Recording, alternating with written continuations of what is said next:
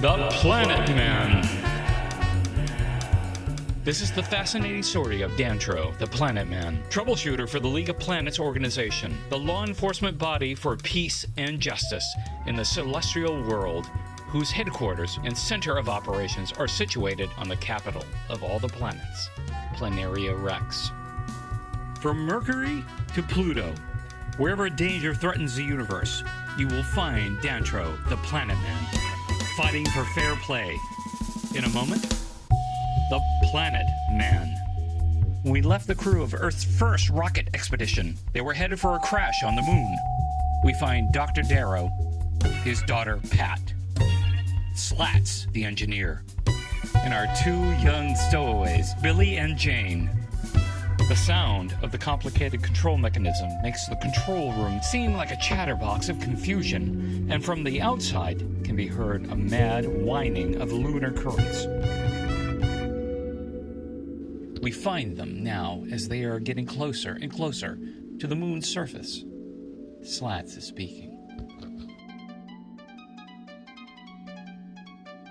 Our altimeter reading is dropping pretty fast, Professor. Isn't there any way we can break our fall on the moon? I've thought of everything, Pat, but there doesn't seem to be any answer. The extra power we lost on takeoff was our only hope. Father, I know you don't like to do things second best, but in a situation like this, it might be necessary. What about using our original power to stay in an orbit around the moon, like we discussed in our original plan? Yes, but what good would that do? We still come to the same end, except that the agony would be prolonged. Let's do it, Professor. We've got nothing to lose. I'm game, Uncle John.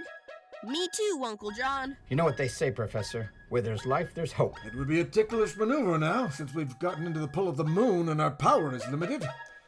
But if the rest of you are game, so am I. Stand by to maneuver. Pat, start the reactor. Yes, Father.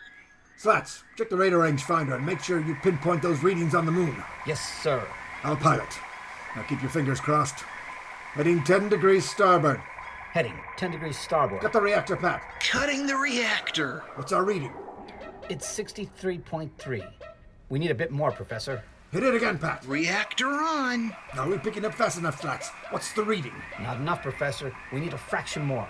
Are you sure, Slats? I've got her heading way over, and our power can't last much longer with such a radical course heading. That's the end of our power. I hope we make it. Slats, give me a reading.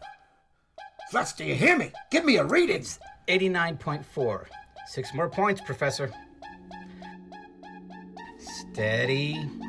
Steady. Just a bit more, old Ironsides. There. Well, we made it. We made it, Professor. Good. Made it. Congratulations, everyone. Good work. Well, we'll live another day, huh? Hey, what are we all so happy about? We're right in the middle of nowhere. You mean we're not gonna land on the moon after all? Not afraid, not Billy. Then what's going to happen? Nothing, James. We're just going to circle the moon the way the moon circles the Earth. Just look at that view of the moon. What a break. So near and yet so far. Uncle John! Uncle John! Something's happening to the air. It's getting stuffy in here. I know, Billy. It's the air circulators slowing down. Breathing will be just a bit difficult from now on, since our oxygen supply is limited.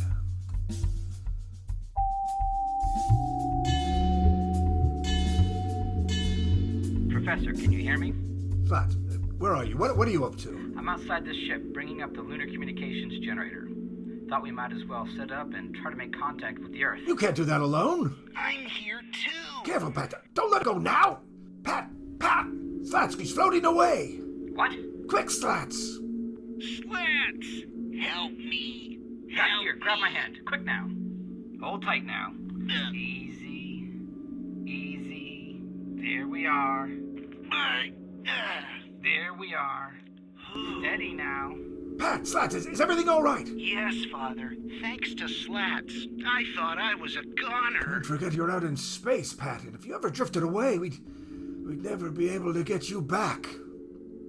It's all okay now, Professor. We're coming in.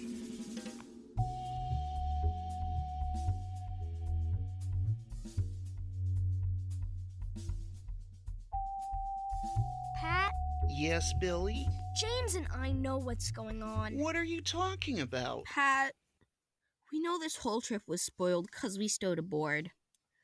It's all our fault. Now listen to me, you two, and stop feeling guilty. It wasn't the best idea for you to sneak on board, but it happened. And besides, we could have been wrong in our calculations. The important thing now is for all of us to face whatever's ahead. And I know you two won't let me down. Never, Pat. Not us, Pat. All right. Now let's forget this whole thing and...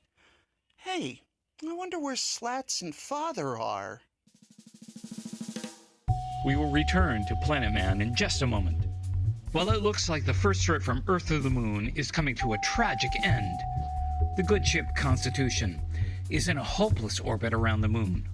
The entire crew is slowly suffocating because of oxygen supply. It's coming to an end.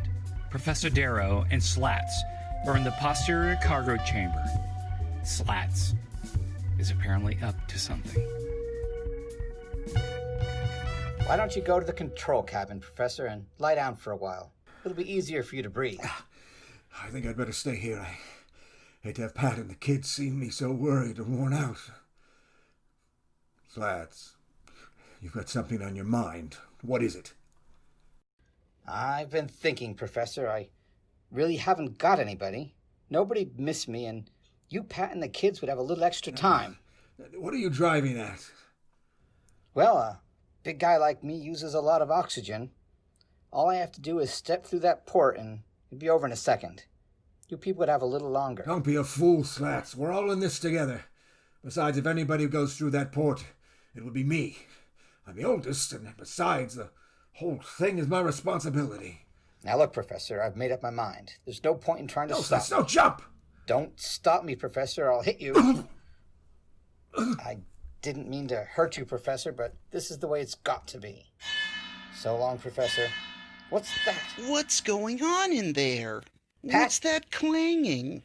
We're not clanging anything. I thought it was you. Slats! Father! Look out of the port! Boy, Quick! Look at that!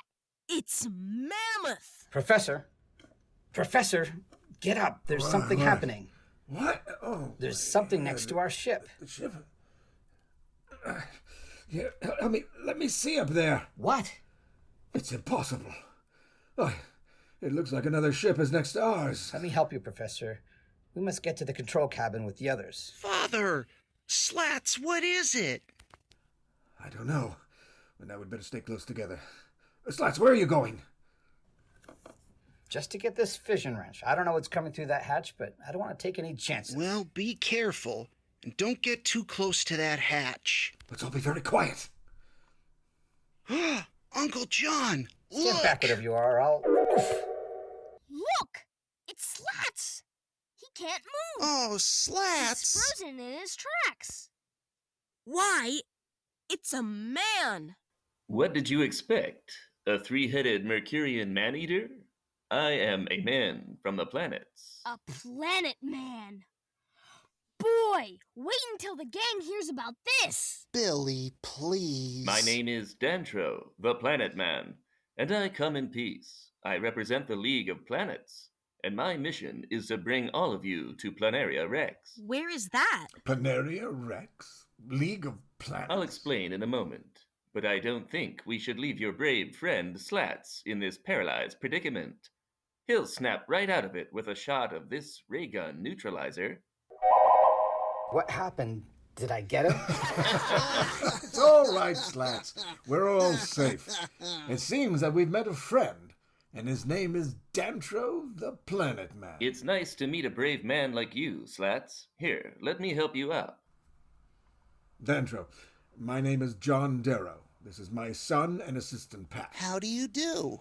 And hey, I think you've already met Slats. Yeah. And these two are James and Billy, my nephews. Well, hi! It's a pleasure to know you all. You see, we've really known you for a long time, since we've been able to watch your experiments. In fact, we've been in touch with this entire trip of yours.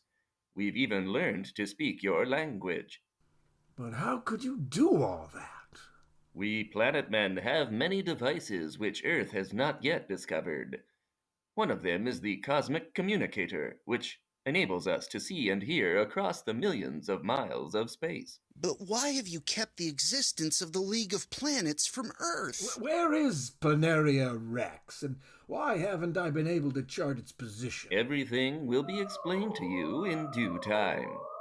What's that noise? It's coming from my ship. We must hurry along.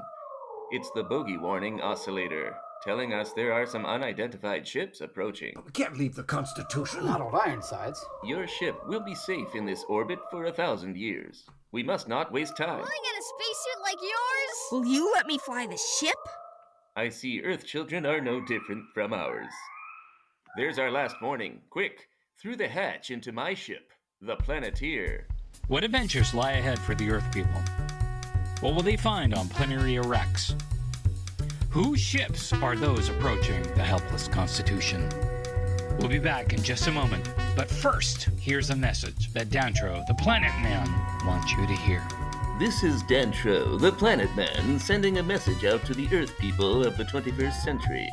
In July and August of the year 2020, our friends at $10 Theater will feature an outdoor presentation of William Shakespeare's The Taming of the Shrew, a favorite on Planaria Rex.